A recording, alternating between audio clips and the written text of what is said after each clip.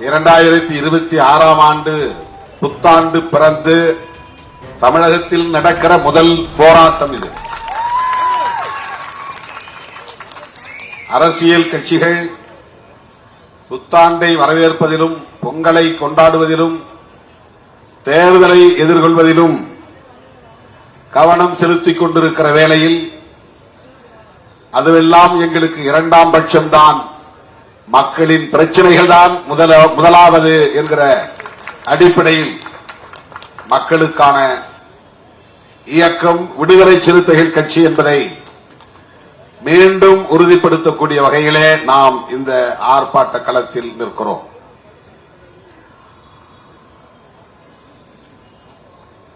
கிறிஸ்தவர்கள் மீது அண்மையிலே நடத்தப்பட்ட தாக்குதல் தேசிய அளவில் பெரும் விவாதத்தை எழுப்பியது. இது ஒன்றும் புதிதல்ல.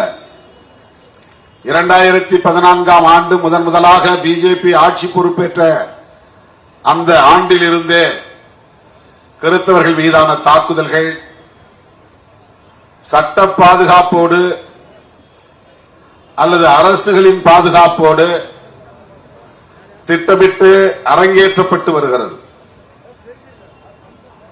நாளுக்கு நாள் இந்த தாக்குதல்கள் அதிகரித்து வருகின்றன. மேலோட்டமாக பார்த்தால் இஸ்லாமியர்களுக்கு எதிரான வெறுப்பு அரசியலைத்தான் பாரதிய ஜனதா கட்சியும் RSS உள்ளிட்ட சங் பரிவார் அமைப்புகளும் மேற்கொண்டு வருகின்றன என்பதை போல் தோன்றும். ஆனால் அவர்கள் மிக கவனமாக கணக்கு போட்டு காய்களை நகர்த்துகிறார்கள். கிறிஸ்தவர்களுக்கு எதிரான வெறுப்பு அரசியலையும் ஆழமாக விதைத்து வருகிறார்கள். அவ்வப்போது அவர்களை குறிவைத்து தாக்குகிறார்கள், தேவாலயங்களை சூறையாடுகிறார்கள், பைபிளை கொளுத்துகிறார்கள். நிறுவனமயப்பட்ட கிறிஸ்தவர்கள் ரோமன் கத்தோலிக், தென்னிந்திய திருச்சபை, ECI, TELC இப்படி ஓரளவுக்கு நிறுவனமயப்பட்ட அந்த கிறிஸ்தவ தேவாலயங்களில் வழிபாடு செய்யக்கூடிய மக்களை விட இண்டிபெண்டன்ட் சர்ச்சஸ், பெந்தகோஸ்தே அமைப்புகளை சார்ந்தவர்கள், தனித்து இயங்கக்கூடிய தேவாலயங்களை நடத்தக்கூடிய, ஜெபங்களை நடத்தக்கூடிய, ஊழியங்களை செய்யக்கூடிய போதகர்கள், அந்த பிரிவுகளை பின்பற்றக்கூடியவர்கள் நீண்ட காலமாக குறிவைத்து தாக்கப்பட்டு வருகிறார்கள். இப்போது நிறுவனமயப்பட்டிருக்கிற, வலுவாக நாடு முழுவதும் இயங்கிக் கொண்டிருக்கிற RC ரோமன் கத்தோலிக், CSI போன்ற தேவாலயங்களையும் அந்த தேவாலயங்களில் வழிபாடு செய்யக்கூடிய கிறிஸ்தவ பெருங்குடி மக்களையும் தாக்குகிற அளவுக்கு அவர்களுடைய வெறுப்பு அரசியல் வலுப்பெற்றிருக்கிறது.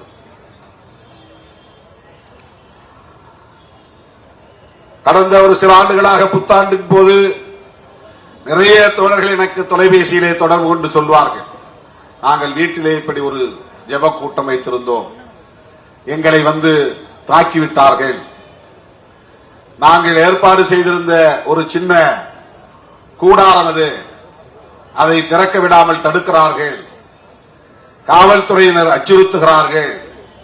இப்படித்தான் தமிழ்நாட்டில் அங்கொன்றும் இங்கொன்றுமாக மேற்கு மாவட்டங்களில், மதுரை மாவட்டங்களில் இந்த வன்முறைகள் நடைபெற்றன.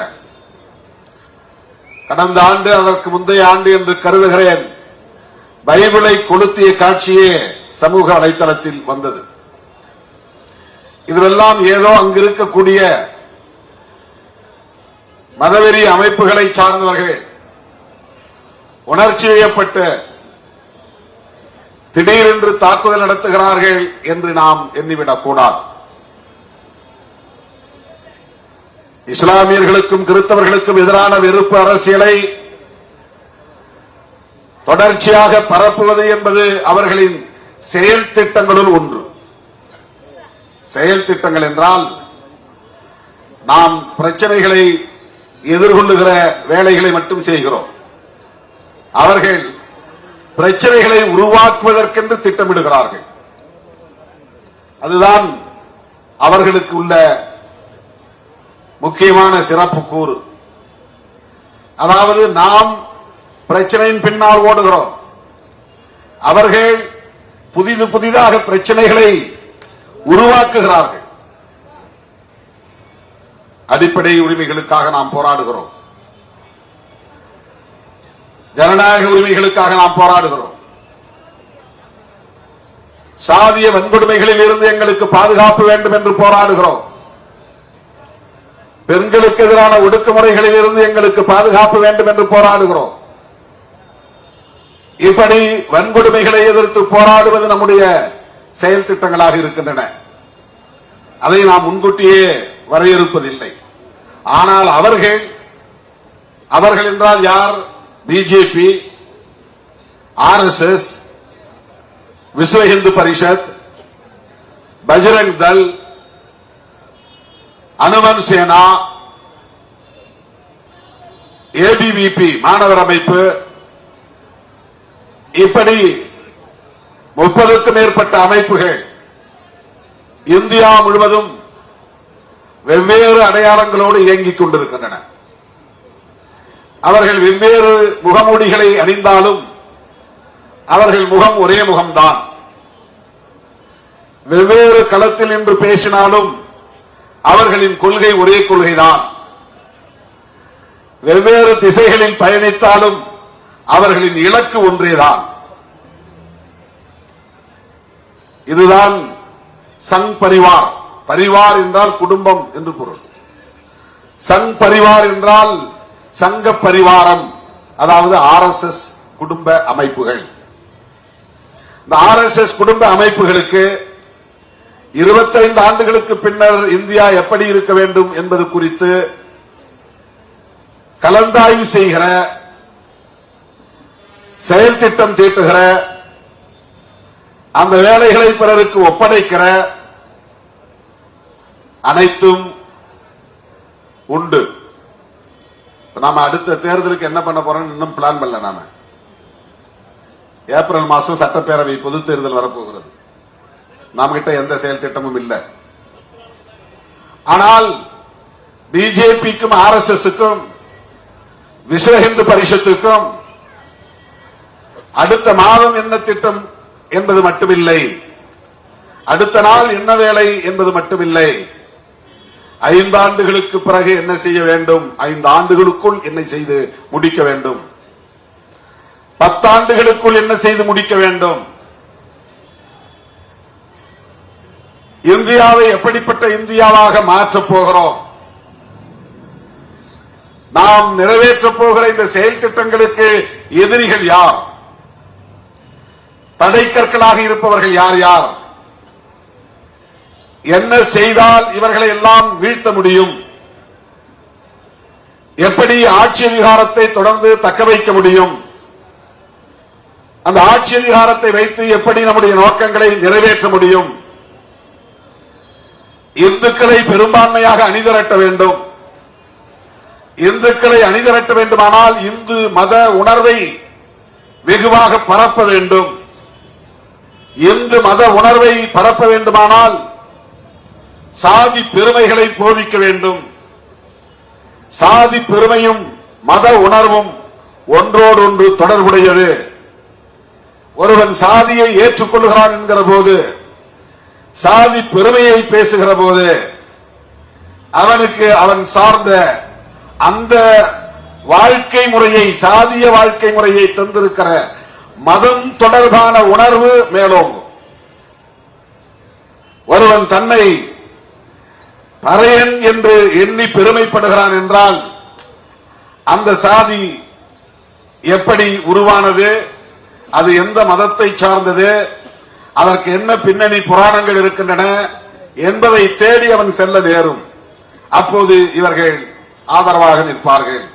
நீங்கள் எல்லாம் சிவகுலத்தை சார்ந்தவர்கள், நீங்கள் எல்லாம் வைணவ குலத்தை சார்ந்தவர்கள், நீங்கள் எல்லாம் இந்த குலதெய்வத்தை கும்பிடக்கூடியவர்கள், உங்களுக்கு கோவில் வேண்டுமா? கட்டித் தருகிறோம். உங்களுக்கு பண்டிகைகளுக்கு ஏதேனும் உதவிகள் தேவையா? செய்து தருகிறோம். ஏழை எளிய மக்களுக்கு வீட்டுமனை பட்டா வேண்டுமா? ஆட்சி எங்கள் கையில், பட்டா தருகிறோம். வீடு மனை வேண்டுமா? வீடுகள் கட்டித் தருகிறோம்.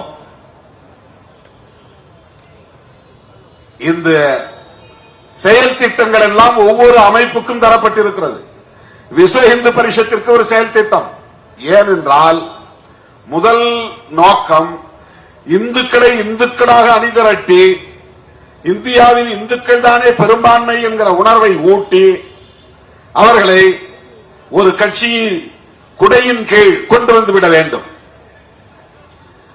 பிஜேபி பேசுகிற பெரும்பான்மைவாத அரசியலை காங்கிரசால் மதவெறி அடிப்படையில் பேச முடியாது. பிஜேபி பேசுகிற மதவெறி அரசியலை கம்யூனிஸ்ட் கட்சிகளால் பேச முடியாது. பிஜேபி பேசுகிற மதவெறி அரசியலை திராவிட கட்சிகளால் பேச முடியாது. பிஜேபி பேசுகிற மதவெறி அரசியலை ஜெயபிரகாஷ் நாராயணன் தலைமையிலான சீடர்கள் பல்வேறு இயக்கங்களாக முலாயம் சிங் யாதவ், லல்லு பிரசாத் யாதவ், தேவே கவுடா, இப்படி பல சரத் யாதவ், இன்றைக்கு பீகாரிலே முதலமைச்சராக இருக்கிற நிதிஷ்குமார், இவர்கள் எல்லாம் ராம் மனோகர் லோகியா சோசலிஸ்ட் இயக்கத்தின் வெளிவந்தவர்கள். ஜெயபிரகாஷ் நாராயணனுடைய தலைமையில் பொது வாழ்க்கையில் தங்களை ஒப்படைத்துக் கொண்டவர்கள். அவர்கள் அனைவரும் சமூக நல்லிணக்கத்தை பேசக்கூடியவர்கள், சமூக நீதியை பேசக்கூடியவர்கள், சம தர்மத்தை பேசக்கூடியவர்கள், சகோதரத்துவத்தை பேசக்கூடியவர்கள். இஸ்லாமியர்களாக இருந்தாலும் அவர்கள் இந்த மண்ணின் பூர்வீக குடிகள் என்கிற நம்பிக்கை உள்ளவர்கள், அந்த அரவணைப்பு உள்ளவர்கள், அந்த மனிதநேயம் உள்ளவர்கள். அவர்கள் சுதந்திரம், சமத்துவம், சகோதரத்துவம் என்கிற புரட்சியாளர் அம்பேத்கரின் கோட்பாடுகளை ஏற்றுக்கொண்டவர்கள். அவர்களால் பிஜேபி பேசுகிற மதவெறி அரசியலை பேச முடியாது. இது அவர்களுக்கு மிகப்பெரிய வாய்ப்பாக அமைந்துவிட்டது. ஆகவே மதவெறியை தூண்டுவது எதற்காக என்றால் இந்துக்கள் அனைவரையும் பெரும்பான்மை மக்கள் என்று திரட்டுவதற்காக. இரண்டு வழிகளில் தான் அவர்களை திரட்ட முடியும். ஒன்று, நீ இந்து, நான் இந்து, இது ஒரு மதப்பற்று. அந்த உணர்வு இவனுக்கு பெரிய அளவிலே எடுபடவில்லை, டேக் ஆஃப் ஆகல. ஆகவே சாதி உணர்வை தூண்டுவது, நீ அவனும் ஒன்னா, உன் ஜாதி வேற அவன் ஜாதி வேற, நீ ஆண்ட பரம்பரை, நீ ஆண்ட பரம்பரை, சாதி உணர்வுகளை தூண்டிவிடுவது, ஆண்ட பரம்பரை என்று சொல்லுவது.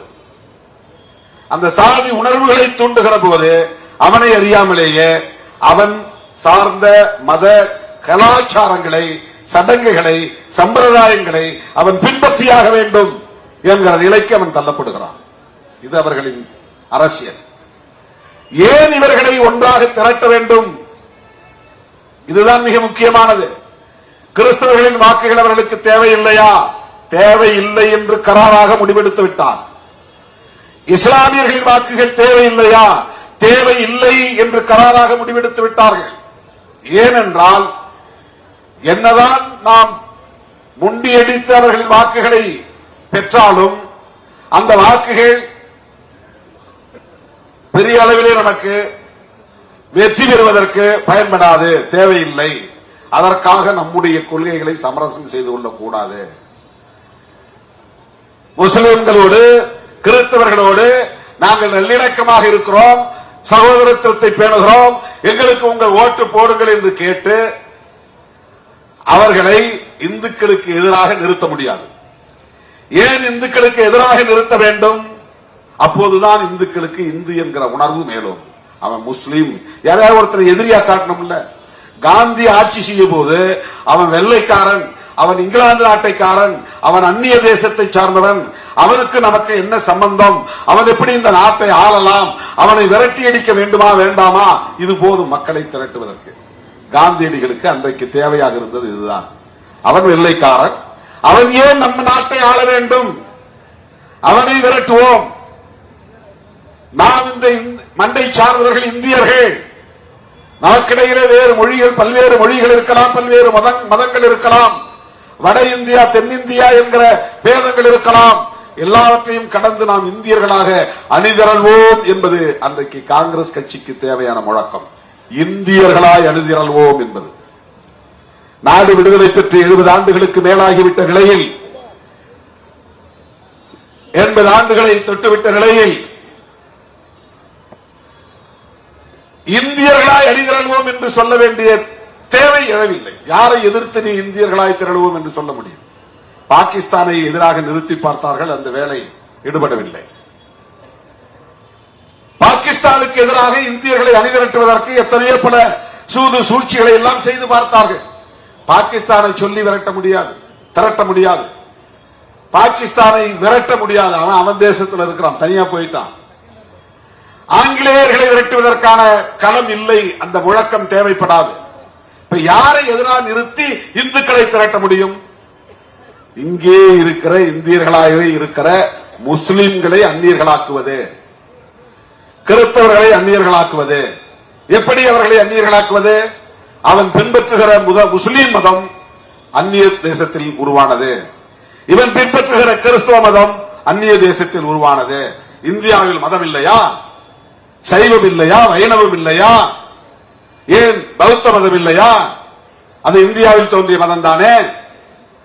ஏன் சமணம் இல்லையா? அது இந்தியாவில் தோன்றிய மதம் தானே. இவன் ஏன் அந்நிய மதத்தை ஏற்கிறான்? நமக்கும் இஸ்ரேலுக்கும் என்ன சம்பந்தம்? நமக்கும் ஜெருசலேத்திற்கும் என்ன சம்பந்தம்? நமக்கும் பெத்லகேத்திற்கும் என்ன சம்பந்தம்? எங்கோ எவரோ ஏதோ ஒரு தேசத்தில் பிறந்த இயேசு பெருமானை ஏன் இவர்கள் கட்டிப்பிடித்துக் கொண்டு அழுகிறார்கள்?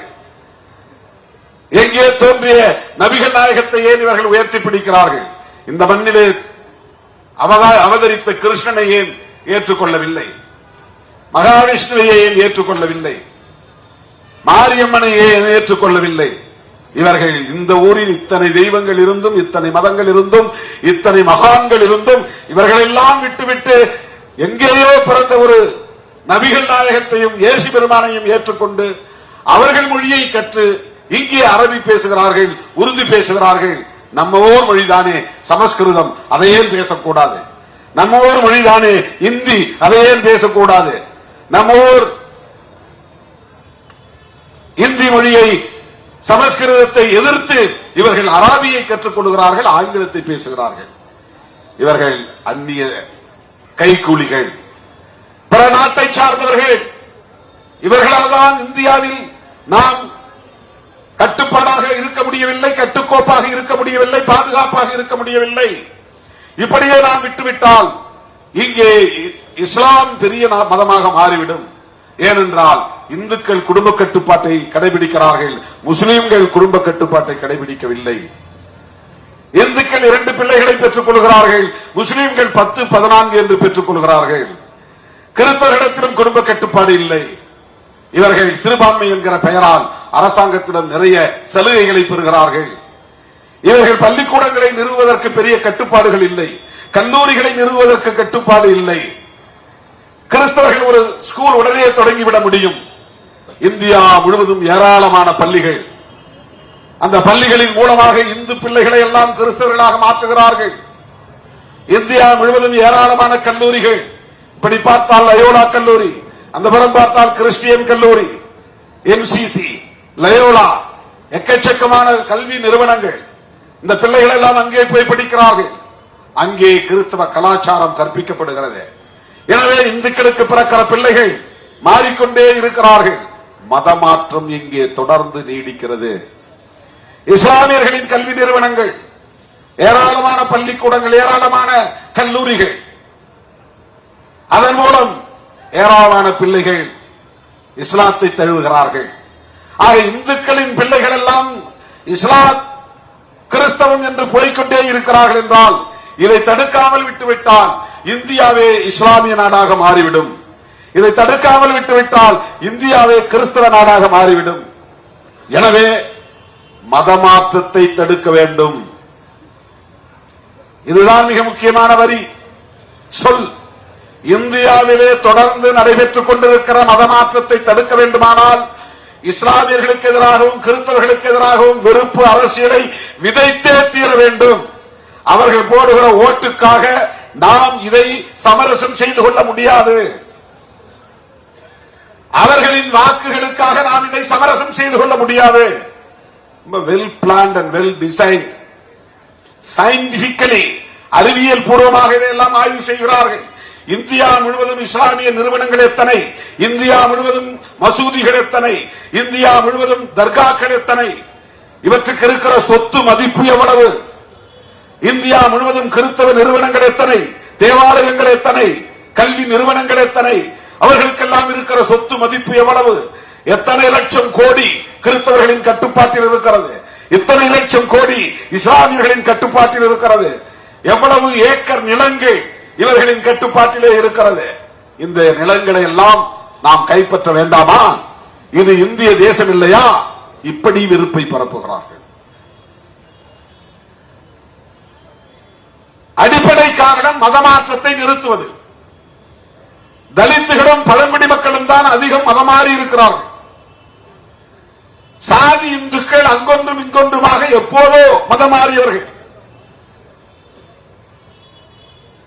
நாடார் சமூகத்தில் ஏராளமானவர்கள் கிறிஸ்தவர்களாக மாறினார்கள்.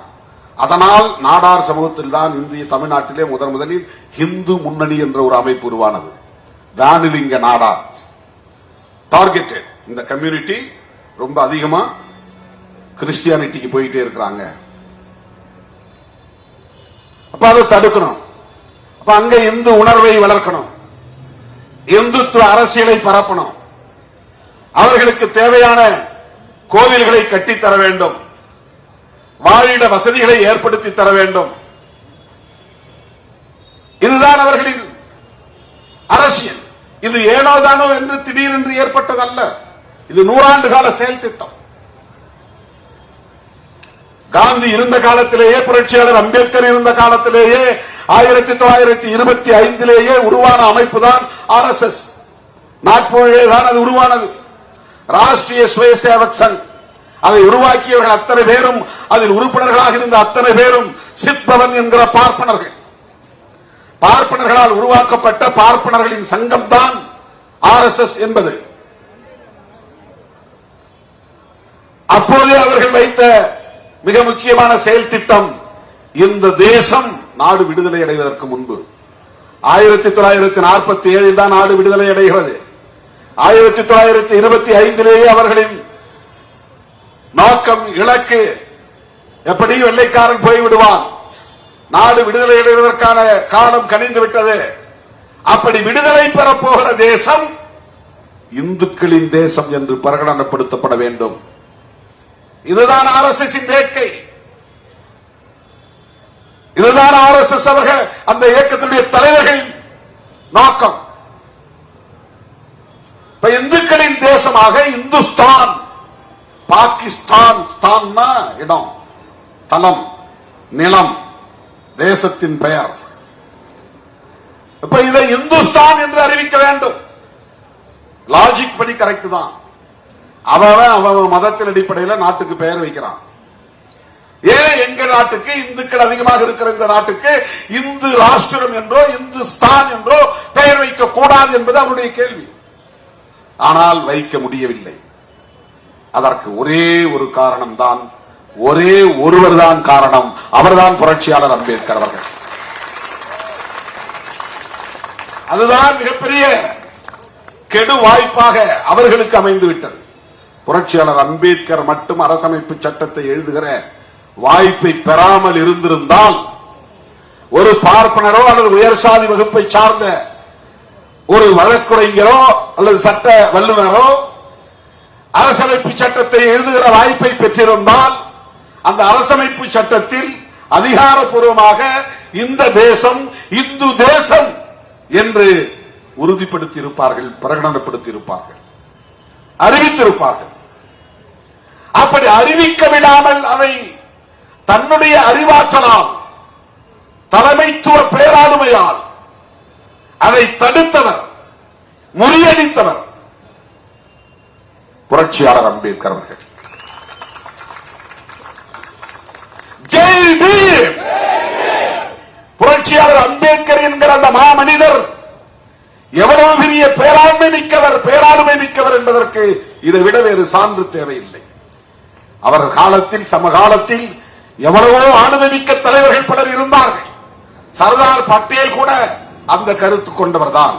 அதனால்தான் அவருக்கு உலகில் உயர்ந்த சிலையை நிறுவியிருக்கிறார்கள். அவர் காங்கிரஸ்காரர் தான்.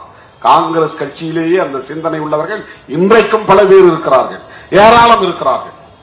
அன்றைக்கு நிறைய இருந்தார்கள். கோபாலகிருஷ்ண கோகலே, பால கங்காதர திலகர், சர்தார் பட்டேல் இவர்களெல்லாம் தேசிய அளவில் புகழ்பெற்ற தலைவர்கள். காந்தி அடிகளோடு களத்தில் நின்ற விடுதலை போராட்ட வீரர்கள். அத்தனை பேரும் இருந்தும் இந்தியாவை இந்துஸ்தான் என்று அறிவிக்க முடியாமல் போனது. இந்த தேசத்திற்கு ஒரு அரசு மதம், ஸ்டேட் ரிலீஜன் முடியாது என்றார். அதை தன் வாத திறமைகளால் நிறுவி காட்டினார். அதிலே பெரிய நல்வாய்ப்பு என்னவென்றால், அன்றைக்கு புரட்சியாளர் அம்பேத்கருக்கு கருத்தியல் அடிப்படையிலே முரண்பாடுகள் இருந்தாலும் இந்த நிலைப்பாட்டில் உற்ற துணையாய் உறுதியாக இருந்தவர்கள் ஒருவர் பண்டிட் ஜவஹர்லால் நேரு, இன்னொருவர் காந்தியடிகள். இதை யாரும் மறுக்க முடியாது. காந்தியடிகளோடு நமக்கு நிறைய கருத்தியல் முரண்கள் உண்டு, அது வேறு. புரட்சியாளர் அம்பேத்கர் அவர்களுக்கும் ஜவஹர்லால் நேரு அவர்களுக்கும் இடையில் நிறைய வாத பிரதிவாதங்கள் நடந்திருக்கின்றன. நேருவை கண்டித்து பதவியை தூக்கி எறிந்தவர் புரட்சியாளர் அம்பேத்கர் அவர்கள். யாரையோ பிளானிங் கமிஷன்ல உறுப்பினரா போடுறாரு நேரு. நான் ஒரு எக்கனாமிஸ்ட், நான் ஒரு பொருளாதார அறிஞர், உலகம் அறிந்த ஒரு பொருளாதார நிபுணர். என்னை திட்ட கமிஷன் என்கிற அந்த குழுவிலே உறுப்பினராக சேர்க்க அவருக்கு மனமில்லை. தகுதி இல்லாதவர்களை எல்லாம் பிளானிங் கமிஷன் மெம்பராக போடுகிறார், என்னை போடவில்லை. ஓபிசி மக்களுக்கு ஒரு ஆணையம் அமைக்க வேண்டும், அவர்களுக்கான இடஒதுக்கீட்டை உறுதிப்படுத்த வேண்டும் என்று தொடர்ந்து சொல்லி பார்த்தேன். அதை அவர் ஏற்கவில்லை. ரிகார்ட் ஆஃப் இன்பு பில் என்கிற ஒரு மசோதாவை கொண்டு வந்து அதை விவாதத்திற்கு எடுத்துக்கொள்ள வேண்டும் என்று பல மாதங்களாக சொல்லி வருகிறேன். ஒவ்வொரு முறையும் நான் துண்டு சீட்டில் எழுதி தருகிற போதெல்லாம் வாங்கி தனது சிப்பா பையில் வைத்துக் கொள்வதோடு சரி, அதை விவாதத்திற்கே அவர் எடுத்துக் கொள்ளவில்லை. இப்படி பல குற்றச்சாட்டுகளை ஜவஹர்லால் நேரு மீது சுமத்திவிட்டு வெளியே வந்தவர், பதவியை தூக்கி எறிந்தவர் புரட்சியாளர் அம்பேத்கர் அவர்கள். ஆனால் அந்த நேரு புரட்சியாளர் அம்பேத்கரோடு ஒரு புள்ளியில் உடன்பட்டார்.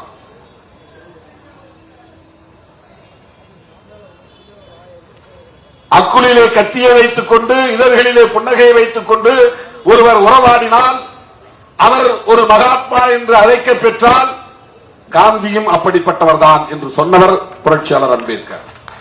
அவர் இதழ்களில் புன்னகையை காட்டுவார், அக்குளில் கத்தியை மறைத்து வைத்திருப்பார் என்கிற அளவுக்கு காந்தியை கடுமையாக விமர்சித்தவர் புரட்சியாளர் அம்பேத்கர். ஒரு கட்டத்திலே இன்னும் கூடுதலாக போய் காந்தியின் குடில் மீது நாட்டு வெடிகுண்டை வீசவும் நான் தயாராக இருக்கிறேன் என்று சொன்னவர் புரட்சியாளர் அம்பேத்கர்.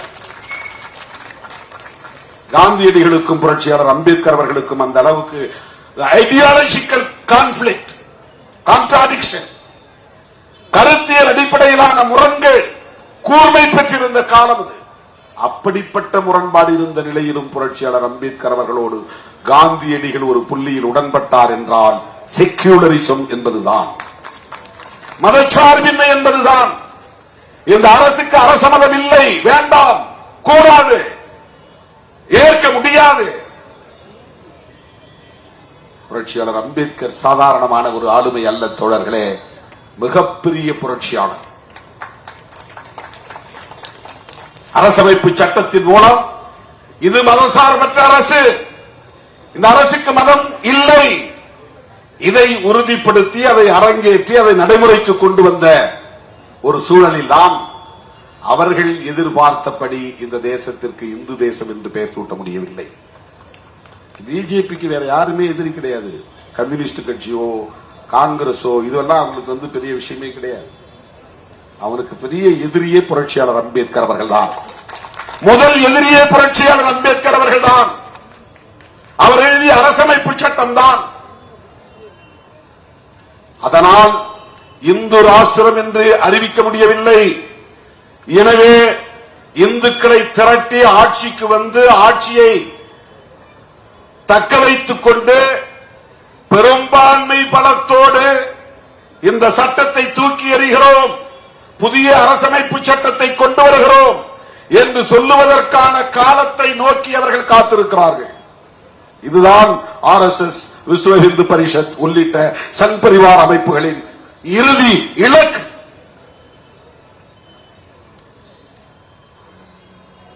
ஆகவே ஆட்சியை கைப்பற்றிவிட்டார்கள். ஆனால் அவர்கள் நினைத்ததை செய்ய முடியவில்லை. 2014ஆம் ஆண்டு மோடி வந்தார்.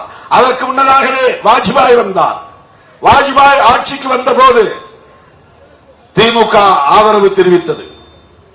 ஆனால் திமுக அப்போது வாஜ்பாயிடம் என்ன கண்டிஷன் போட்டது என்று சொன்னால், நீங்கள் சிவில் கோடு பற்றி பேசக்கூடாது, காமன் சிவில் கோடு, பாபர் மசூதி பற்றி பேசக்கூடாது,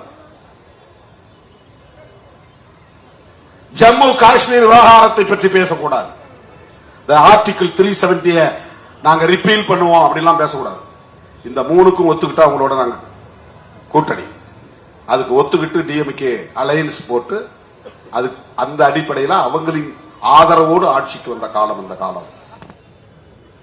ஆட்சியை கைப்பற்றினார்களே தவிர வலுப்பெற்றவர்களாக இல்லை. மோடி வந்தார், தனி பெரும்பான்மை பெற்றார், தொடர்ந்து 3வது முறையாக வெற்றி பெற்றிருக்கிறார், தனி பெரும்பான்மை கிடைத்திருக்கிறது.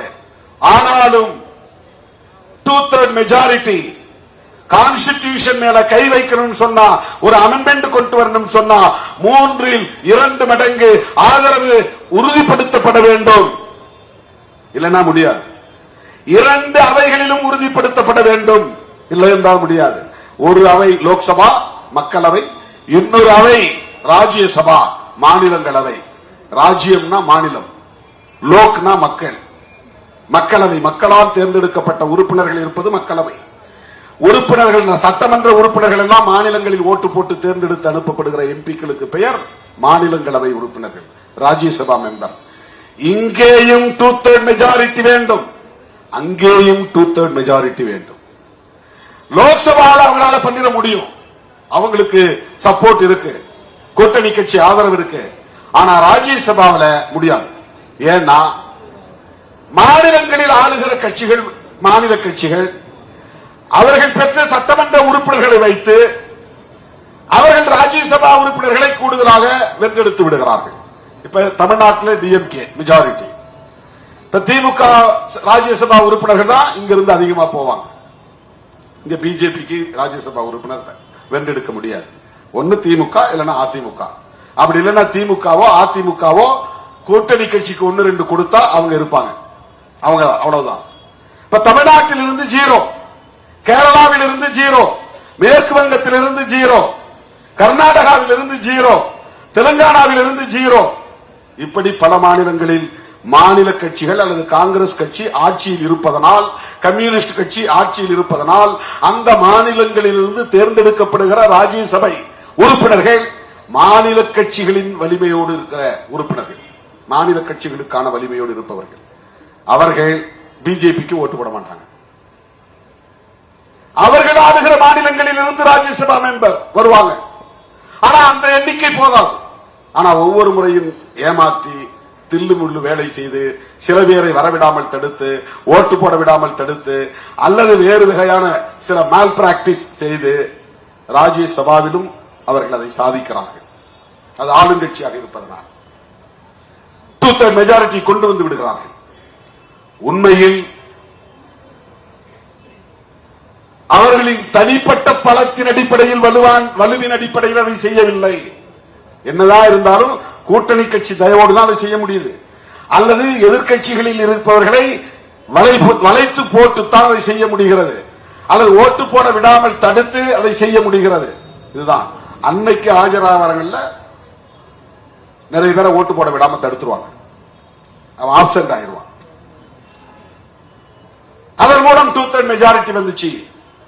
அதுவும் டிவிஷன் கேட்டாதான் எழுதிருச்சு. யாராவது ஒருத்த வாக்கெடுப்புக்கு அனுமதிக்க வேண்டும் டிவிஷன் அப்படின்னு டிவிஷன் கொடுத்தாங்க. டிவிஷன்னா வாக்கெடுப்பு நடத்துங்கன்னு அர்த்தம். இல்லைன்னா குரல் வாக்கெடுப்பு, ஆம் என்போர் ஆம் என்க, இல்லை என்போர் இல்லை என்க, அது இந்தியில சொல்லுவாங்க. உடனே ரூலிங் பார்ட்டி மெஜாரிட்டியா இருக்கவங்க ஓன் கத்துவான், ஆம் கத்துவான். நாம என்ன கத்தினாலும் ஈடுபடாது. நாம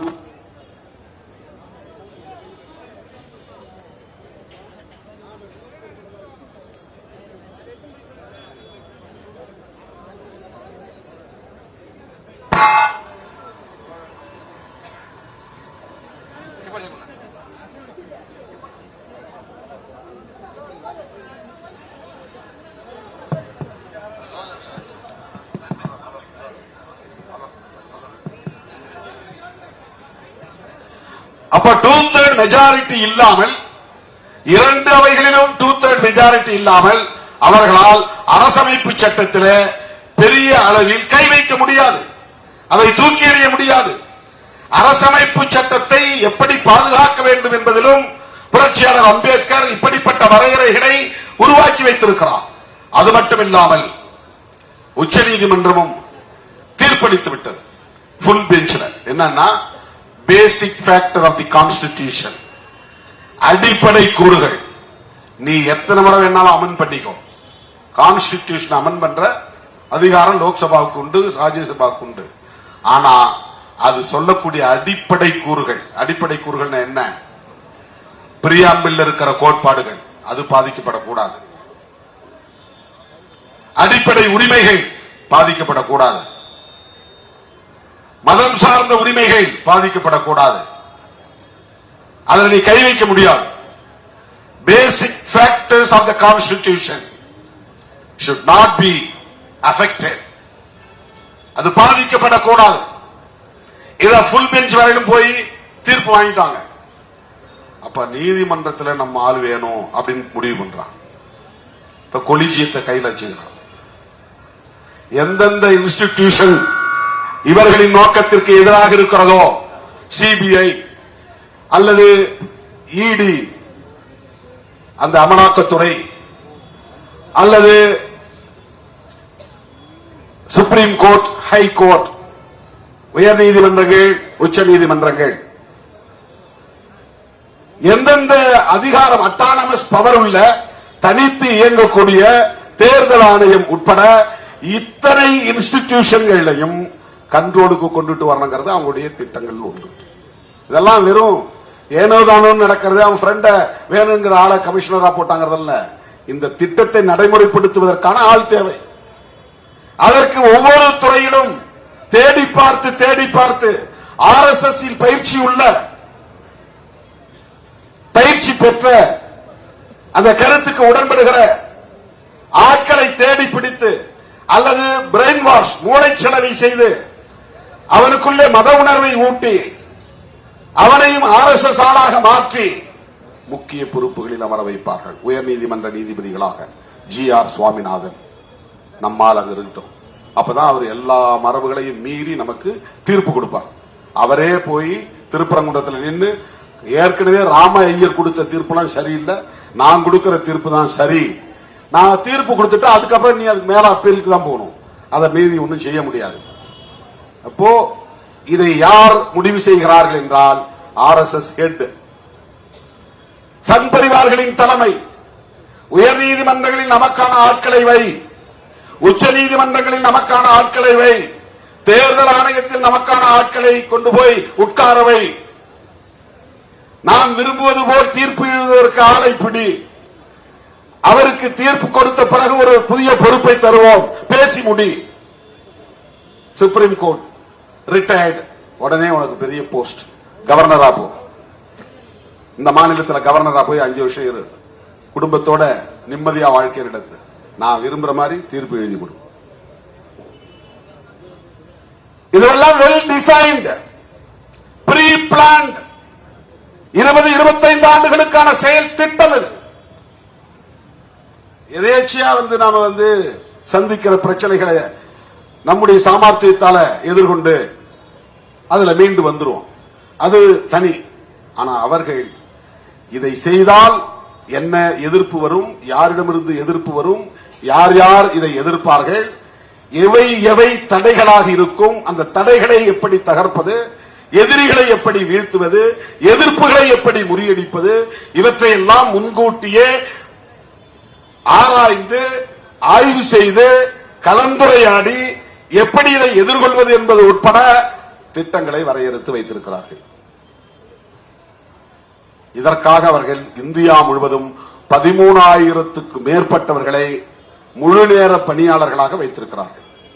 RSS, விஸ்வ இந்து பரிஷத்து, பஜ்ரங் தளம், ஹனுமன் சேனா இந்த மாதிரியான அமைப்புகளில் திருமணம் செய்து கொள்ளாமல், எந்த விளம்பரமும் தேடாமல், எந்த விதமான சொத்து சுகம் என்கிற நாட்டம் இல்லாமல் ஆட்களை தேர்வு செய்து பயிற்சி கொடுத்து எப்படி பௌத்த மாங்குகளை உருவாக்குகிறார்களோ, எப்படி கிறிஸ்தவ பாதிரியார்களை உருவாக்குகிறார்களோ, அப்படி RSS உள்ளிட்ட சங் பரிவார்களில் முழு நேர பணியாளர்களை உருவாக்குகிறார்கள். திருமாவளவன் தான் இதை பேசிட்டு கிடக்கிறான், அவனை போய் தனம் பாரு, பேசாத, அவன்கிட்ட போய் RSS கைட கொடு, அந்த புக் ஏதாவது ரிலீஸ் பண்ணா கொண்டு போய் கொடு, அவனுக்கு போய் பிளஸ் பண்ணிட்டு வா, அவன் குடும்பத்தில் ஏதாவது நடந்தா போய் விசாரிச்சுட்டு வா, அவன் அண்ணனா பழகு, தம்பியா பழகு, அவன் கூட இருக்கிறவங்களோட நட்பா பழகு, அவங்களுக்கு வேண்டிய உதவிகளை செய்ய. யூனியன் கவர்மெண்ட் மூலமா என்ன செய்ய முடியுமோ செஞ்சு கொடு, நீதித்துறை மூலமா என்ன செய்ய முடியுமோ செஞ்சு கொடு. அவன் மேல கேஸ் இருக்கா பாத்துக்கோ, வரவிடாம கேஸே வரவிடாம தள்ளி தள்ளி போடு, வந்தா அவனுக்கு சாதகமா ஒரு தீர்ப்பு கொடு. இப்படி ஒவ்வொரு தனி நபராக பொறுக்கி பொறுக்கி எடுக்கிறார்கள், தேடி தேடி எடுக்கிறார்கள். அரசியல் கட்சிகளில் ஊடுருவுகிறார்கள், அரசு துறைகளில் ஊடுருவுகிறார்கள், தன்னார்வ தொண்டு நிறுவனங்களில் ஊடுருவுகிறார்கள், ஆட்களை தேடி பிடிக்கிறார்கள். இதெல்லாம் எதற்காக? இந்து ராஷ்டிரத்தை டிக்ளேர் செய்வதற்காக. இவையெல்லாம் எதற்காக? இந்து பெரும்பான்மையை நிலைநாட்டுவதற்காக. இந்த வரிசையில் ஒரு உத்திதான் இஸ்லாமியர் வெறுப்பு, கிறிஸ்தவ வெறுப்பு. இஸ்லாமியரை வெறுப்பாக காட்டினால்தான் இந்துக்கள் உணவு வரும். கிறிஸ்தவர்களை எப்படி அவங்களை பண்ண முடியும்? எப்படி இஸ்லாமியரை எதிரியா நிறுத்த முடியும்? அவன் மதம் மாற்றம் செய்யறான், திருமாவளவன் அழைச்சு போய் மேடையில உட்கார வச்சு தொப்பிய போடுறான், அவங்க கூட இருக்கிறவங்க பூரா நல்லா நட்பாயிடுறாங்க, அதுல சில பேர் முஸ்லீமா மாறிடுறான், வா துபாய்க்கு அழைச்சிட்டு போறேன், சவுதிக்கு அழைச்சிட்டு போறேன்னு அழைச்சிட்டு போயிடுறாங்க. சரி, அங்க கிடந்து ஓடுறதை விட இப்படி போலான்னு போயிடுறான். கிறிஸ்தவர்கள் அவங்களை தேடி போய் பைபிள் எடுத்துட்டு அவங்க தலைமாட்டில் உட்காந்துட்டு அவங்களுக்கு ஜெபம் பண்றாங்க. ஜெபம் என்ன சும்மாவா? எதுக்கு பண்றான்? அவங்களை கிறிஸ்தவர்களா மாத்துறதுக்கு பண்றான். எனக்கு எந்த கடவுளும் கை கொடுக்கல, இயேசு பெருமான் தான் என்னை ஏத்துக்கிட்டார் அப்படின்னு 10 நாள்ல அவன் மாறி போயிடுறான், 1 மாசத்துல மாறி போயிடுறான். அம்மா அம்மானு முத்து மாரியம்மனை கூப்பிட்டு இருந்த பெண்மணி அப்பா அப்பான்னு ஏசப்பாவை கூப்பிட ஆரம்பிச்சிடுறாங்க. இது ஆடு முழுவதும் நடக்கிறது. இப்படி மதமாற்றம் நிகழ்கிறது. மதமாற்றத்தை தடுக்க வேண்டும், இந்துக்களை பெரும்பான்மை அடிப்படையில் திரட்ட வேண்டும். 2 காரணம் இருக்கு இந்த வெறுப்பு அரசியலுக்கு. ஒன்னு, மதமாற்றத்தை தடுக்கிறது. பூந்து அடிச்சாதான் அவங்க அந்த வேலையை செய்ய மாட்டாங்க. அதுக்கு எத்தனையோ சான்றுகள் உட்கார்ந்து படிச்சுக்கிட்டு இருந்தேன். 2024 இந்தியாவில் நடந்த மொத்த தாக்குதல்கள் ஒவ்வொரு மாநிலத்திலும் ரொம்ப டாப் போஸ்ட்ல இருக்கிறது உத்தரப்பிரதேசம் தான். ஒரே ஆண்டுல 188 தாக்குதல்கள் நடந்திருக்கின்றன. தமிழ்நாடு 8வது இடத்துல இருக்கு, உத்தரப்பிரதேசம் முதலிடத்தில் இருக்கு. இது கிறிஸ்தவர்கள் மீதான தாக்குதல். பாபர் மசூதி அப்படித்தான் இடிக்கப்பட்டது. 400 ஆண்டு கால பழமை வாய்ந்த ஒரு புராதன சின்னம் அது. ராமர் அங்க பிறந்தான்னு ஒரு கதையை கட்டி அதை இடிச்சிட்டு அங்க ராமர் கோயில் தான் கட்டுவோம் அப்படின்னு முதல்ல புறப்பட்டது அங்க இருக்கக்கூடிய அமைப்புகள் தான், விஸ்வ இந்து பரிஷத் போன்ற அமைப்புகள். அதற்கு பிறகு மற்ற எல்லா அமைப்புகளும் ஒன்னா சேர்ந்து கரசேவை திட்டம். தமிழ்நாட்டில் கரசேவைக்கு ஆதரவு தெரிவித்த முதல் கட்சி அதிமுக, ஜெயலலிதா அம்மையார். என்னதான் அவங்க சமூக நீதிக்காக குரல் கொடுத்திருந்தாலும், தமிழர்கள் மீது பற்றுக் கொண்டிருந்தாலும், அவர்களிடம் அந்த மத உணர்வு என்பது அல்லது சனாதன அரசியல் என்பது குருதியோடு கலந்ததாகத்தான் இருந்தது. கரசேவைக்கு ஆள் அனுப்பினான். வரலாற்றில் பதிவானது, யாரும் மறுக்க முடியாது. கரசேவைனா என்ன? கோயில் கட்டுறதுக்கு எல்லாம் செங்கல் தூக்கிட்டு வாங்க. எப்ப ஆரம்பிச்சது? பல பத்தாண்டுகளுக்கு முன்பு, 90களுக்கு முன்பு. அத்வானி ரத யாத்திரை நடத்துவதற்கு முன்னாடி கிட்டத்தட்ட அதுக்கே ஒரு 100 ஆண்டு கால வரலாறு இருக்கு. அந்த பாபர் மசூதியை இடிக்கணும் அப்படிங்கிற நோக்கம். அத ஒரு நாள் போராட்டம் நடத்தி விட்டுறல நம்மள மாதிரி. சில ஆண்டுகள் முயற்சி எடுத்து விட்டுவிடவில்லை. அதெல்லாம் முடியாது அப்படின்னு அவங்க கைவிடல. தொடர்ந்து தொடர்ந்து தொடர்ந்து அந்த பிரச்சனையை ஊதி ஊதி ஊதி பெருக்கி அத்வானி மண்டல் பரிந்துரைக்கு எதிராக ஓபிசி மக்களுக்கு, மாணவர்களுக்கு இடஒதுக்கீடு கொடுக்க கூடாது என்று எதிர்த்து நடத்திய அந்த ரத யாத்திரை தான் ரத்த யாத்திரையிலே போய் முடிந்து அந்த வேகத்தோடு பாபர் மசூதி இடிப்பும் அரங்கேறியது. பாபர் மசூதி இடிப்புக்கு பிறகு நமக்காக RSS இருக்கிறது, பிஜேபி இருக்கிறது, விஸ்வ இந்து பரிஷத் இருக்கிறது என்கிற நம்பிக்கையை இந்து மக்களிடத்தில் உருவாக்கினார்கள். சுப்ரீம் கோர்ட் விசாரித்தது. தீர்ப்பு என்ன சொன்னார்கள் என்றால், இங்கே ராமர் பிறந்தாரா? இல்லை, ஒத்துக்கிறாங்க. இங்க ராமர் கோவில் இருந்ததா? இல்லை, ஒத்துக்கொள்கிறார்கள். இந்த இடம் இந்துக்களுக்கு சொந்தமானதா? இல்லை, ஒத்துக்கொள்கிறார்கள். அப்புறம் எப்படி தீர்ப்பு? ராமருக்கு கோயில் கட்டணும், முஸ்லிம் வெளியே போ. இதுதான் தீர்ப்பு. இது என்ன நியாயம்? அவருடைய தீர்ப்பிலேயே இது சொல்லப்படுகிறது. இங்கே ராமர் கோவில் இருந்தது என்பதற்கான சான்றுகள் இல்லை. இங்கே தோன்றிய தொல்லியலாளர்கள் கொடுத்த ஆதாரங்களின் அடிப்படையில் பார்த்தால் கீழே கட்டிடம் இருந்தது, ஆனால் அது இந்து கோவில் என்பதற்கு ஆதாரம் இல்லை. கட்டிடம் இருந்துச்சு, தோண்டி பார்த்தா இந்த இடத்துல தோண்டினா கூட ஏதாவது கட்டிடம் இருக்கும் கீழே. இல்லைன்னா இங்க புத்தர் சிலை கிடந்தாலும் கிடக்கும். ஒரு 100 அடி அல்ல ஒரு 40 அடி 50 அடி தோண்டி பார்த்தா பல இடங்கள்ல, ஏன்னா இதெல்லாம் செங்கை காஞ்சிபுரம் பௌத்த பூமியாக இருந்த பகுதி.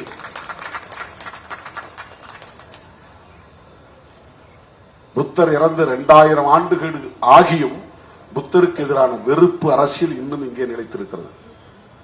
புத்தருக்கு எதிரான வெறுப்பு அரசியல் இங்கே நடந்தது. அந்த வெறுப்பு இன்றும் இருக்கிறது. அது மாதிரியான ஒரு வெறுப்பு அரசியல் தான் இஸ்லாமியர்களுக்கு எதிராக திட்டமிட்டு வளர்த்தெடுக்கப்பட்டது. அதன் விளைவுதான் பாபர் மசூதி இடிக்கப்பட்டது. உச்சநீதிமன்றத்தின் தீர்ப்பின்படி கையில் அதிகாரம் இருக்கு, ஆள் இருக்கிறாங்க, வேண்டியவர்கள் நீதிபதியா இருக்கிறாங்க. அவங்கள்ட்ட சொன்னா கூட அவங்க எழுத தெரியாது, நாமளே எழுதி கொடுப்போம், அவங்க கையெழுத்து போடுவோம் என்கிற அளவுக்கு அவர்களுக்கு இடையில ஒரு நெக்சஸ், ஒரு உறவு. இதெல்லாம் எதற்காக? தோழர்களே, இஸ்லாமிய வெறுப்பு என்பதும் கிறிஸ்தவ வெறுப்பு என்பதும் இந்துக்களை அணிதிரட்டுவதற்காகவும் மதமாற்றத்தை தடுப்பதற்காகவும் தான் இங்கே நடக்கிறது. 3 விஷயம் உங்களுக்கு முக்கியமான ஸ்ட்ராட்டஜி. ஒன்று, மதமாற்றம், அது தடுக்கப்பட வேண்டும். இரண்டாவது, லவ் ஜிஹாத், நாடக காதல். அதை தான் இங்க தமிழ்நாட்டில் காப்பி அடிச்சாங்க. இது பிஜேபியுடைய சோசியல் இன்ஜினியரிங். மூணாவது, ஹோலி கவ், அதாவது பசு புனிதம். பசுமாடு புனிதமானது, நாங்கள் வழிபாடு செய்யக்கூடிய தெய்வம் அது. அந்த பசுமாட்டை அவன் தெய்வமாக மதிக்க மறுக்கிறான். யாரு? முஸ்லிம்கள். மாடு வியாபாரத்தில் பெரும்பான்மையாக முஸ்லிம்கள் இருக்கிறார்கள். பசுமாட்டை பிடிச்சிட்டு போய் கறி அறுத்து அதை வியாபாரம் செய்யறான். எங்கள் தெய்வத்தையே இவன் கரியாக அறுத்து கடையில், கசாப்பு கடையில் அறுத்து கூறு போடுகிறானே என்று சொல்லுகிற போது அந்த பசு மீது பற்று கொண்ட இந்துக்களுக்கு முஸ்லிம் மீது வெறுப்பு வருகிறது. எங்கள் இந்து பெண்களை காதலிப்பது போல் நடித்து முஸ்லிம் இளைஞர்களுக்கு கட்டி வைக்கிறார்கள். அந்த பெண்களை IS என்கிற அமைப்பில் கொண்டு போய் சேர்த்து விடுகிறார்கள். அந்த போராளிகளுக்கு அவர்களின் காம இச்சைக்கு இந்த பெண்களை படையலிடுகிறார்கள். இப்படி ஒரு கருத்து, இது இஸ்லாமியர்களுக்கு எதிரான வெறுப்பாக மாறுகிறது. எல்லாவற்றையும் விட கன்வர்ஷன், மதமாற்றம். இந்தியாவிலே இருக்கிற இஸ்லாமியர்கள் அத்தனை பேரும் இந்தியர்கள் தான். ஒரு காலத்தில் தலித்துகளாகவும் ஓபிசிகளாகவும் இருந்தவர்கள் தான். ரொம்ப கம்மி. ஓபிசியா இருந்தவங்க, ஷெட்யூல் காஸ்டா இருந்து மாறினவங்க தான் அதிகம். பழங்குடிகளாக இருந்து மாறியவர்கள் தான் அதிக கிறிஸ்டியன்ஸ். கடலோரத்தில் இருக்கிற மீனவர்கள், கடலோரத்தில் இருக்கிற நாடார்கள், மலைவாழ் பகுதியில் இருக்கக்கூடிய பழங்குடி மக்கள், இவங்கெல்லாம் கிறிஸ்டியானிட்டி போயிட்டாங்க. கிறிஸ்தவர்கள் வந்தார்கள், அன்பு காட்டினார்கள், அரவணைத்தார்கள், கல்வி தந்தார்கள், சுகாதாரம் தந்தார்கள், மருத்துவம் தந்தார்கள், நல்ல ஆடைகளை கொடுத்தார்கள், மனிதனாக மதித்தார்கள், சகோதரனாக கட்டித் தழுவினார்கள். இதுவெல்லாம் ஆயிரக்கணக்கான ஆண்டுகளாக கிடைக்காமல் இருந்த மக்களுக்கு அவர்கள் மீது அன்பு பெருகியது, நட்பு உறவாக மாறியது. ஆகவே அவர்கள் எங்களுக்கு இயேசு பெருமான் போதும், நபிகள் நாயகம் போதும், அல்லாஹ் ஒருவர் போதும் என்று அந்த மதங்களை ஏற்றுக்கொண்டார்கள். இது வழிபாட்டு சுதந்திரம். இந்திய அரசமைப்பு சட்டம் அந்த சுதந்திரத்தை தருகிறது.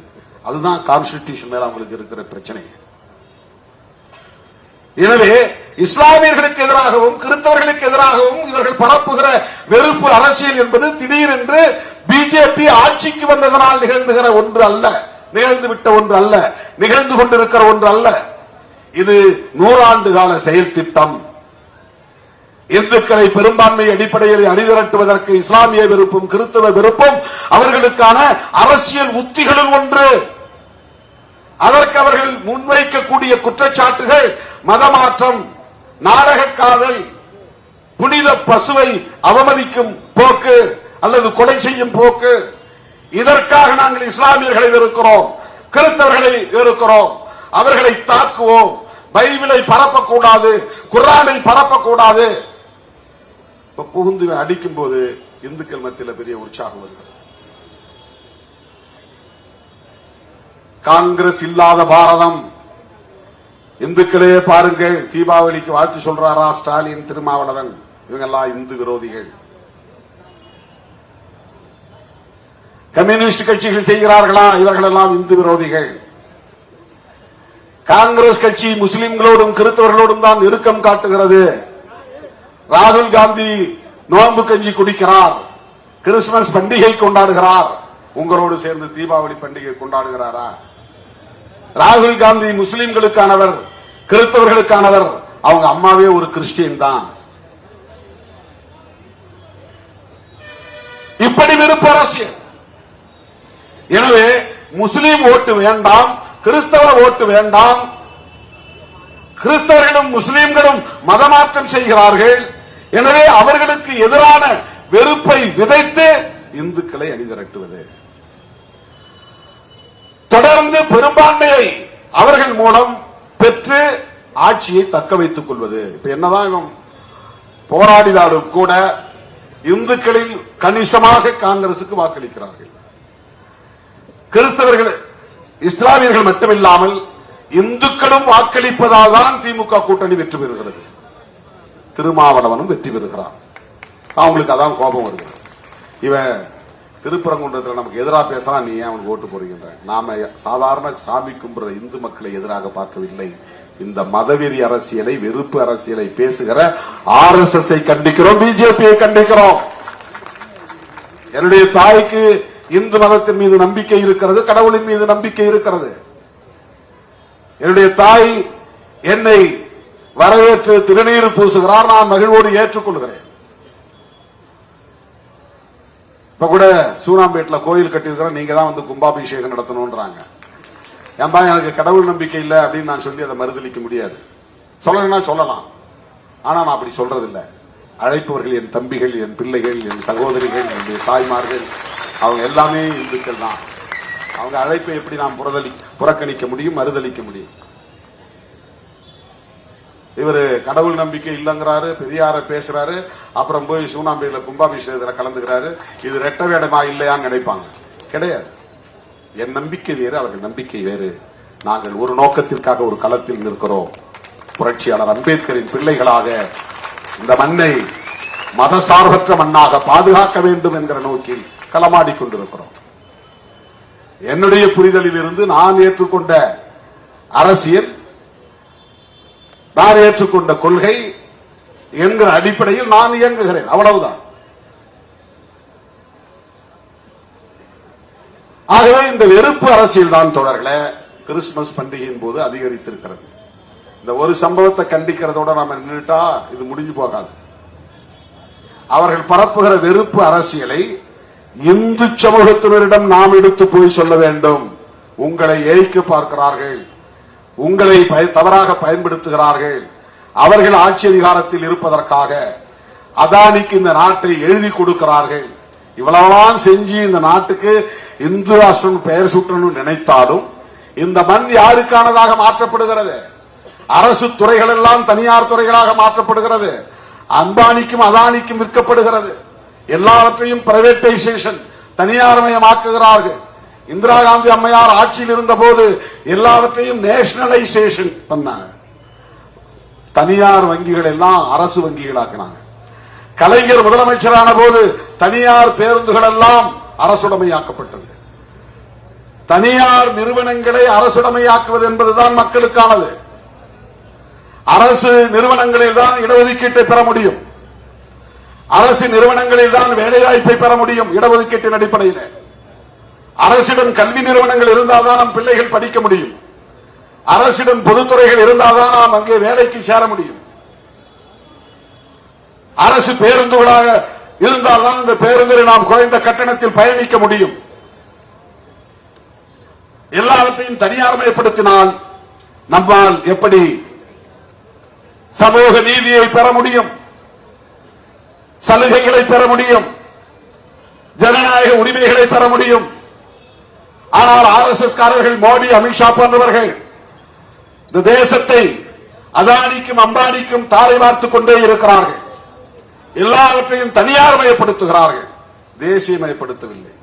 தேசியவாதம் பேசுகிறார்கள், ஆனால் தேசியமயப்படுத்துவதில்லை. இது பெரிய முரண்பாடு. கொள்கை அடிப்படையில் மிகப்பெரிய ஆபத்தான நிலைப்பாடு.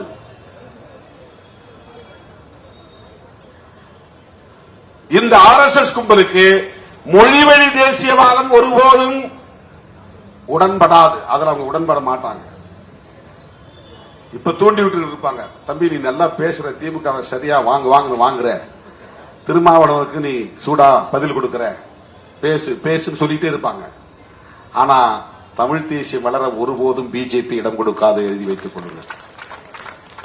தமிழ் தேசியத்தின் முதல் எதிரியே மதவாத தேசியம் பேசுகிற கும்பல் தான். தெலுங்கு பேசுறவங்களோ மலையாளம் பேசுறவங்களோ கிடையாது. அவங்க எல்லாம் நம்முடைய தோழமை சக்திகள்.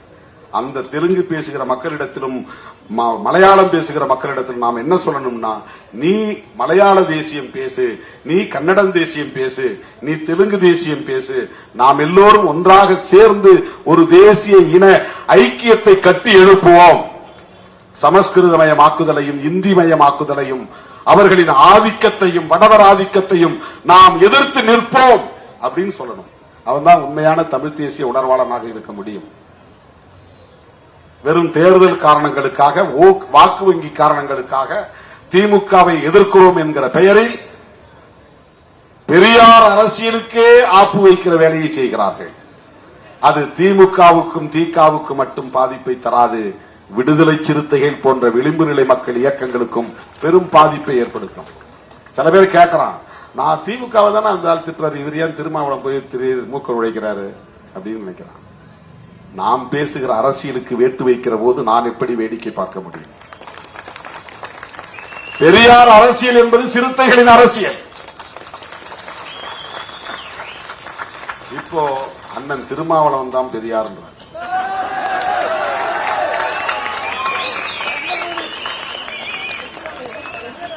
இது டிப்ளமசி, இதுக்கு பேர் தான் டிப்ளமசி. இப்படி பேசுன்னு சொல்லியிருப்பாங்க. அப்ப என்ன சொல்ல போறாரு திருமாவளவன்? அவர் கூட இருக்கவங்க எல்லாம் அப்படி ஆஃப் ஆகிடுவாங்க. திருமாவளவனை நீங்கள் சராசரி நபராகவே எடை போடுகிறீர்கள். நான் அவருக்காக மட்டும் சொல்ல, எல்லாருக்காகவும் சொல்றேன், எல்லோருக்காகவும் சொல்லுகிறேன். நான் வழக்கமான சராசரியான நடைமுறைகளை பின்பற்றுகிற, ஆசைப்படுகிற ஒரு நபர் இல்லை. அதை உங்களுக்கு நான் சொல்லணும். யாருக்கு சொல்லணும் இல்லை, உங்களுக்கு நான் சொல்லணும். நீங்க என்னை பின்பற்றக்கூடியவர்கள், என் தலைமையை ஏற்றுக்கொண்டிருப்பவர்கள்.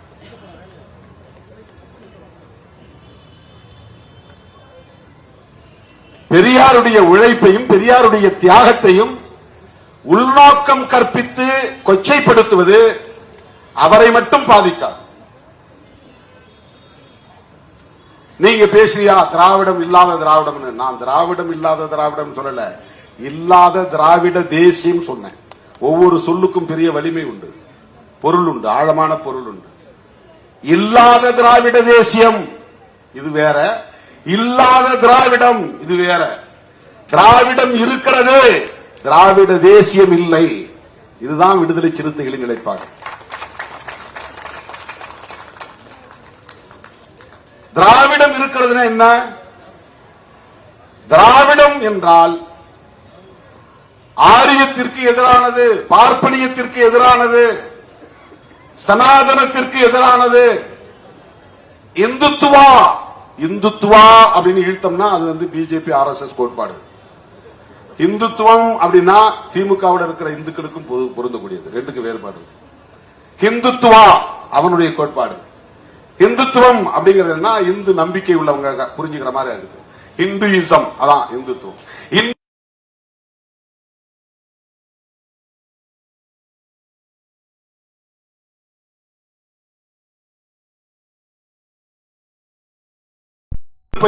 கிறிஸ்தவ வெறுப்பை விதைத்து மத கலவரத்தை தூண்டி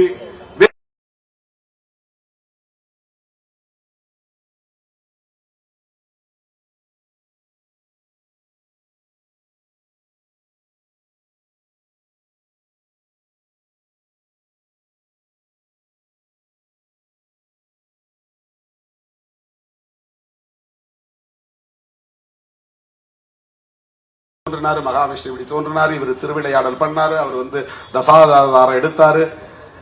இதெல்லாம் புராண கதைகளாக இருந்தாலும் அது ஒரு நம்பிக்கை.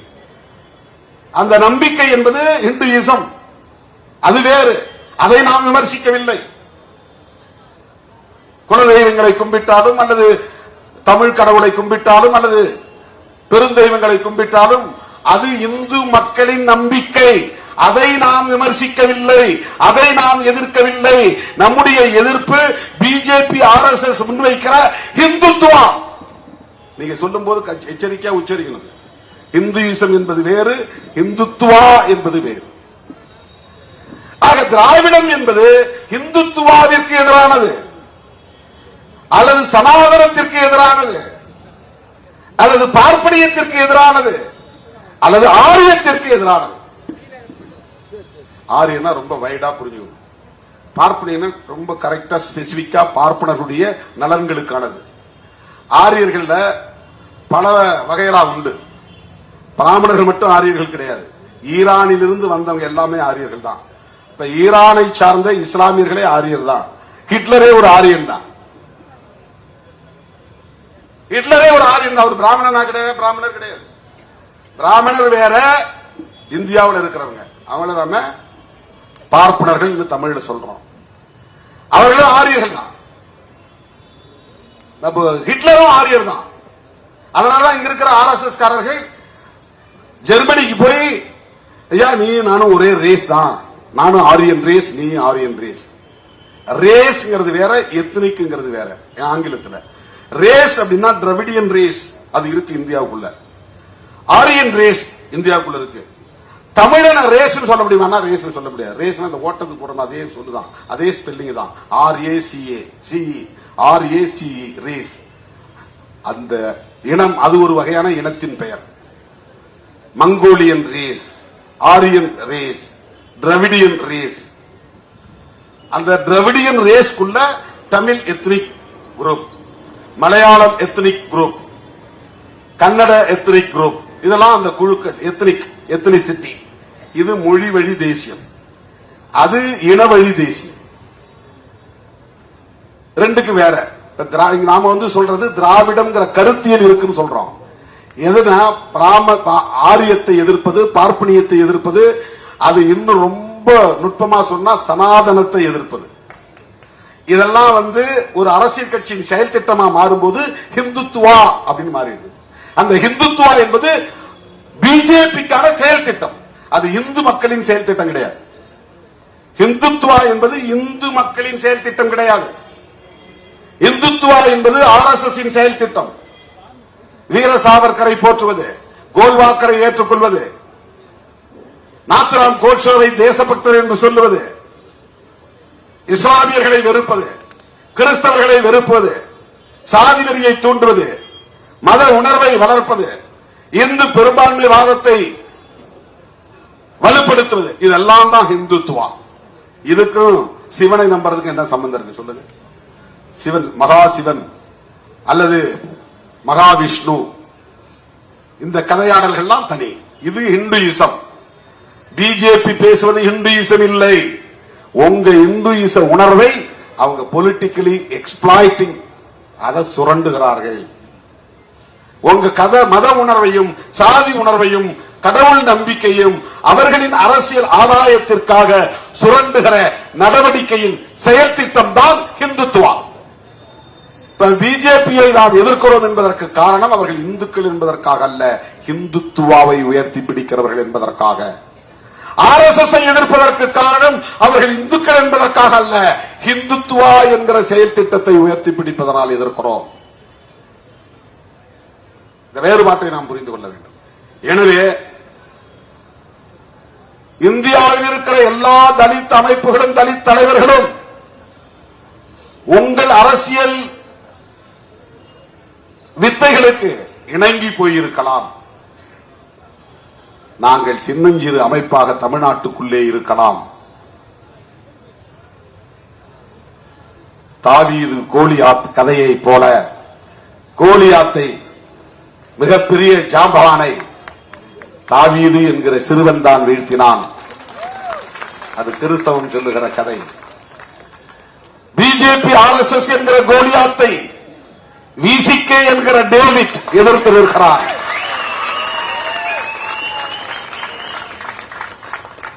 எங்களால் அவர்களை வீழ்த்த முடியுமா என்றால், கருத்தியல் வலிமை இருந்தால் எந்த பகையையும் வீழ்த்த முடியும். கருத்தியல் வலிமைதான், உடல் வலிமை தேவையில்லை.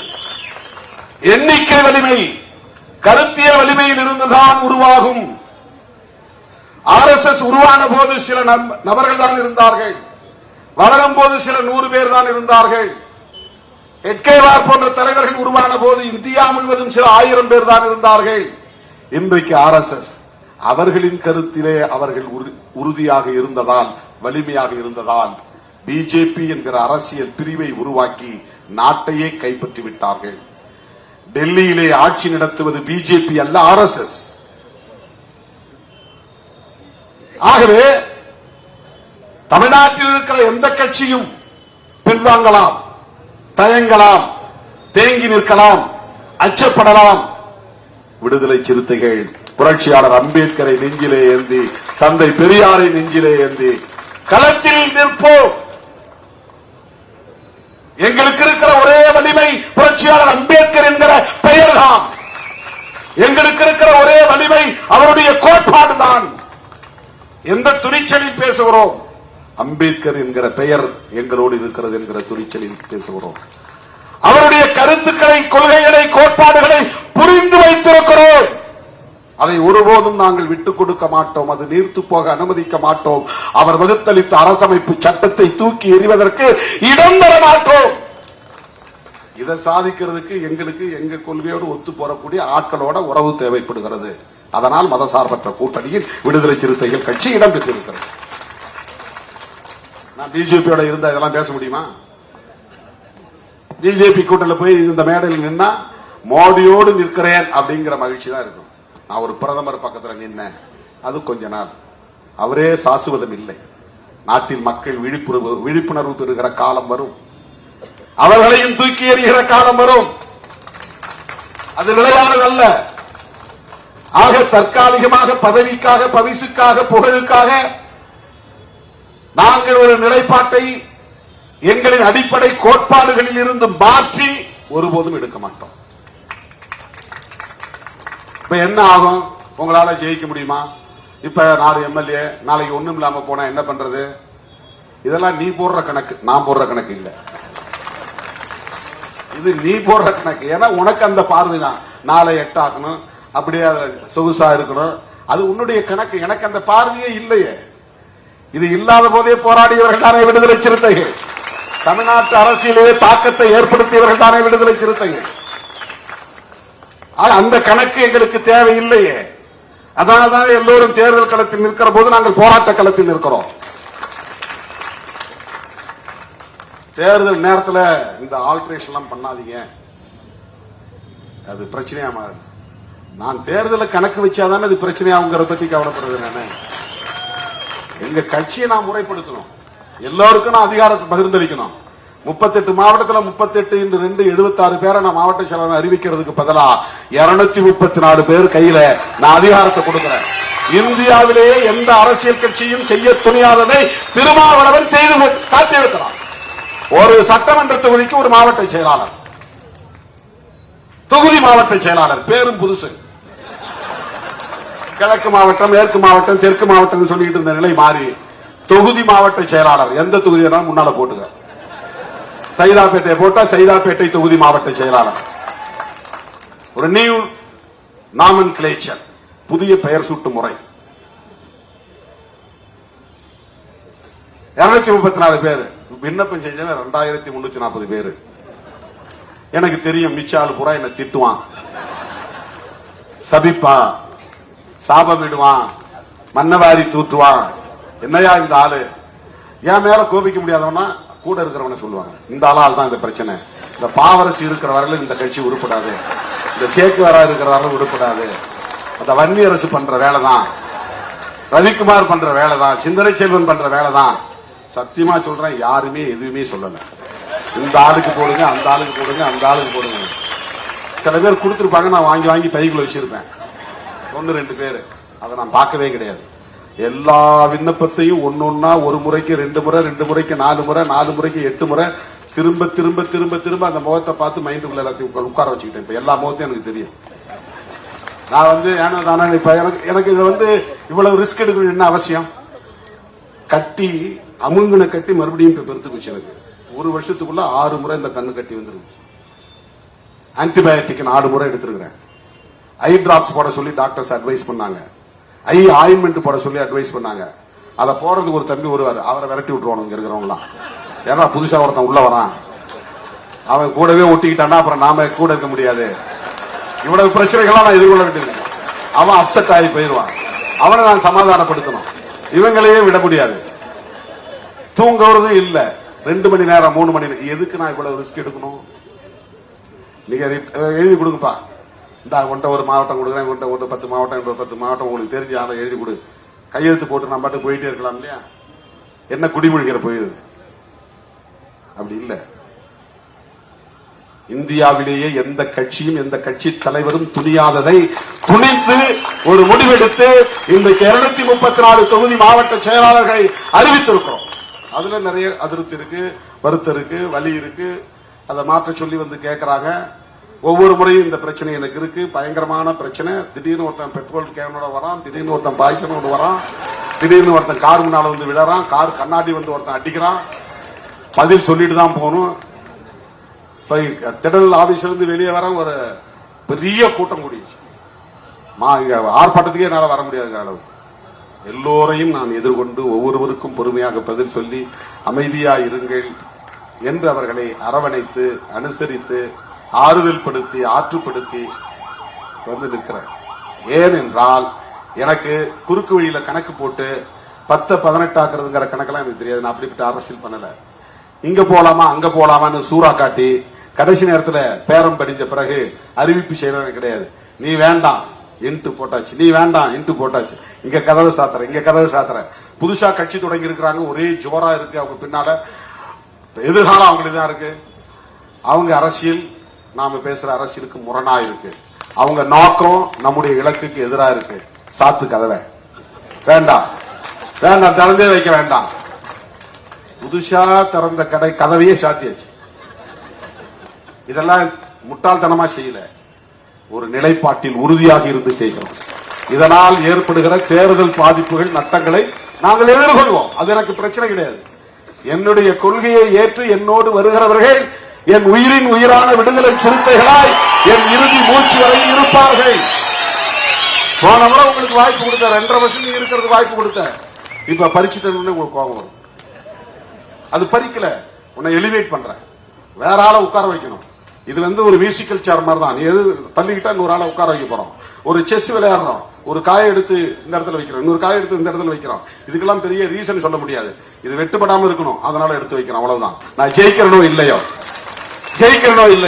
ஒரு ரூமுக்குள்ள கிடக்கிற சேர் இப்படி மாத்தி மாத்தி போடுறேன், அவ்வளவுதான். சேரை தூக்கி வெளியே போடல, உள்ளவே இருக்கிற சேரை மாத்தி மாத்தி போடுறேன். கிழக்கமா பார்த்து உட்கார்ந்து அப்புறம் வடக்கமா பார்த்து உட்கார்றேன், பெட்டை மாத்தி போடுறேன். இப்படி படுத்தா வடக்க தலை வச்சு படுக்க, இந்த பக்கம் தெற்க தலை வச்சு படுக்கலாம். அப்படி சீட்டை மாத்தி போடுறேன், பெட்டை மாத்தி போடுறேன். அதுதான் ரீஅலைன்மெண்ட். மாத்திக்கிட்டே இருக்கிறவங்கள, அவ்வளவுதான். நேற்று மாவட்டத்தில் இருந்து நீங்க கீழே மாநிலத்துக்கு போ, துணைநிலை அமைப்புகளுக்கு போ, பேரன் பாடிக்கு வா, எல்லா இடத்துலயும் போய் கத்துக்க. அரசியல்னா என்னன்னு புரிஞ்சுக்க, மக்கள்கிட்ட போ, மக்கள்கிட்ட கற்றுக்கொள். உனக்கு அதிகாரம்னாலே என்னன்னு தெரியாது. என்ன கை கட்டி நின்று பழக்கப்பட்டவர்கள். எந்த கட்சியில் நீ ஒன்றிய செயலாளர் ஆக முடியும் சொல்லுங்க? தமிழ்நாட்டில் தோன்றிய கட்சிகள் எல்லாம் 70-75 ஆண்டு கால வரலாறு உள்ளது. அந்த கட்சியிலே உன் தாத்தாவோ உன் பாட்டனோ ஒரு ஒன்றிய செயலாளராக முடியுதா? ஆனால் இன்றைக்கு உன்னை மாவட்ட செயலாளராக ஆக்கியவன் திருமாவளவன், மாநில செயலாளராக ஆக்கியவன் திருமாவளவன், துணை பொதுச் செயலாளர் என்கிற பெயரை சொன்னவன் திருமாவளவன். நீ இன்னொரு கட்சியில போய் சேர்ந்து அங்க இருக்கிறவனோட போராடி நீ வெள்ள மேடையில ஏறி ஒரு ஒன்றியமாயி மாவட்டமாயி அதன் பிறகு நீ ஒரு சீட்டுக்கு காம்படிட் பண்ணி உன் கையில 2 கோடி 10 கோடி பணம் இருக்குன்னு காட்டி சீட்டை வாங்கி நீ எம்எல்ஏ ஆகணும். இங்க திருமாவளவன் ஈஸியா உன்னை எம்எல்ஏ ஆக்குறான். 6 பேருக்கு உனக்கு வாய்ப்பை கொடுக்கறான். இந்த வாய்ப்பை நீ வேற இடத்துல போய் பெற முடியுமா? இந்த நிலையை அடைவதற்கு இந்த 25 ஆண்டு காலம் எவ்வளவு வலிகளை சுமந்திருக்க முடியும்? எத்தனை இரவுகளில் தூக்கமில்லாமல் கழித்திருக்க முடியும்? ஏடோ தானோ என்று புழுக்களை வந்தில்லை.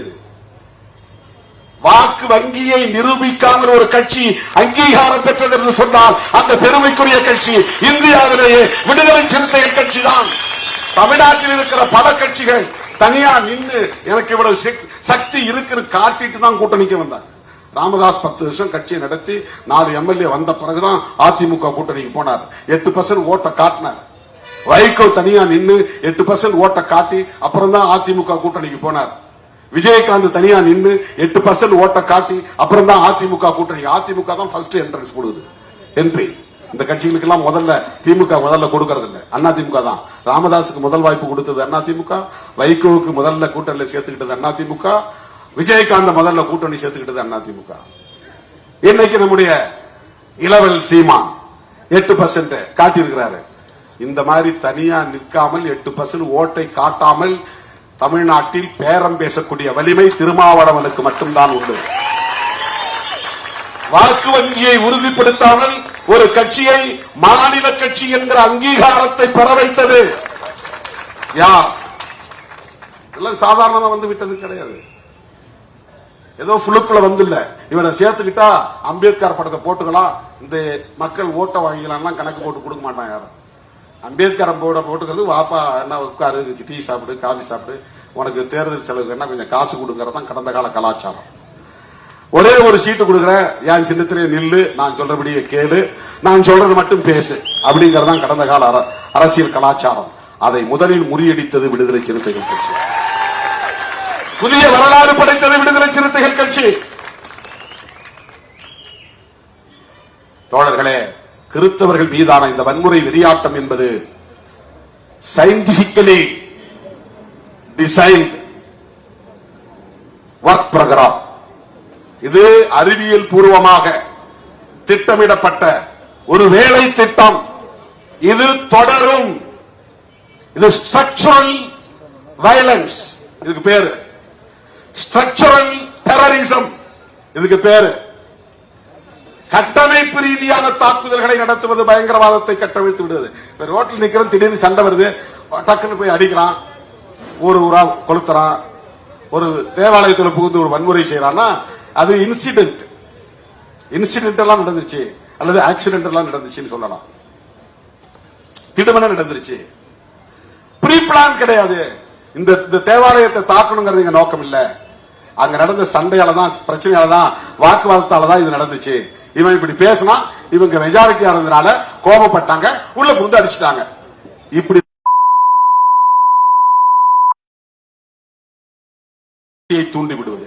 அதனால் பெரும்பான்மையா இருக்கிறவங்க டாமினேட் பண்ணிடுவாங்க, வன்முறை வெடித்திரும், பெரிய சேதம் ஏற்படும். ஆனால் கிறிஸ்தவர்கள் மீது நடத்தப்படுகிற தாக்குதலும் இஸ்லாமியர்கள் மீது நடத்தப்படுகிற தாக்குதலும் காலம் காலமாக தலித்துகள் மீதும் பழங்குடி மக்கள் மீதும் நடத்தப்படுகிற தாக்குதலும் ஏற்கனவே திட்டமிடப்பட்டவை.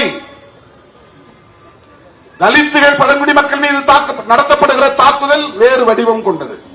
அது ரொம்ப காலமா மனுஸ்மிருதியின் மூலமா இங்கே எஸ்டாப்ளிஷ் பண்ணப்பட்டது, நிலைநிறுத்தப்பட்டது, கட்டமைக்கப்பட்டது. ஆனால் இன்றைக்கு திடமடைந்த வண்டின் மைந்தர்களாக இருக்கிற இஸ்லாமியர்கள் மீதும் கிறிஸ்தவர்கள் மீதும் தாக்குதல் நடத்துறாங்க. என்னங்க அங்க பிஜேபி ஆளக்கூடிய இடங்கள்லாம் ஆன்டி கன்வென்ஷன் லா கொண்டு வந்துட்டான். தமிழ்நாட்டில் வந்து முதல்ல எதிர்ப்பு குரல் கொடுத்தது விடுதலை சிறுத்தைகள் கட்சி. மதமாற்ற தடை சட்டத்தை எதிர்த்துதான் நான் தமிழ் பெயர் சூட்டுகிற நடவடிக்கையை எடுத்தேன். இது பல பேருக்கு தெரியாது. தமிழ் மேல கொண்ட பற்றுதலால் இதை செய்தங்கிற மாதிரி நினைப்பாங்க. இந்த மொழி உணர்வு, மொழி பற்று, அந்த அடிப்படையில் திருமாவளவன் தன் தந்தைக்கு ராமசாமி என்பதை மாற்றி தொல்காப்பியன் என்று பெயர் சூட்டிக் கொண்டார், பெயர் சூட்டிவிட்டார் அப்படின்னு